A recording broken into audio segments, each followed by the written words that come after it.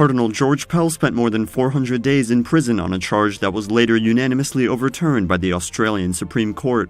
Now he is releasing the second volume of his prison journal, in which he reveals the support he received from the Catholic chaplain of his prison. Sister Mary, the chaplain, brought me communion once a week. She was always a great consolation, good company, very supportive, understood jail life. Quite a formidable, very, very kind, but quite a formidable woman. Well, let me just say that one fellow who I think was a murderer was a bit scared of her, so which is a good thing. The Cardinal experienced firsthand the need for prison chaplains who are called to lead extraordinary lives of mercy.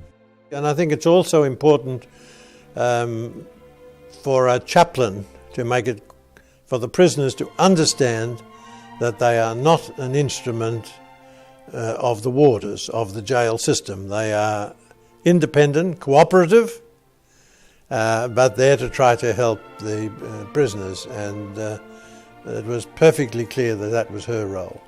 Cardinal Pell recalls the over 4,000 letters of support he received from around the globe. He wasn't able to respond to all of them, but he replied to letters from other prisoners. He still exchanges letters with one of them who remains in prison.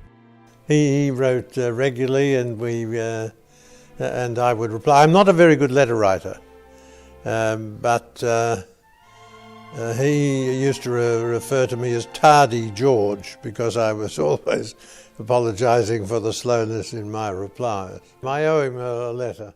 While in prison, he had no internet access. Instead, he watched religious programming on television, including evangelical preachers.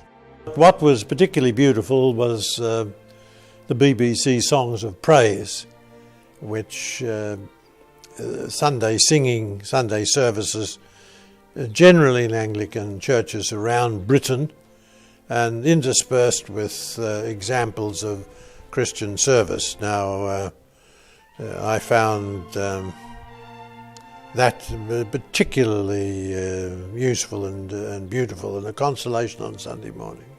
A much-needed consolation during a difficult period of challenge and isolation before the Australian Supreme Court quashed the convictions. Now, after publishing the second volume of his prison journal, he can look back on it and see that God was always with him.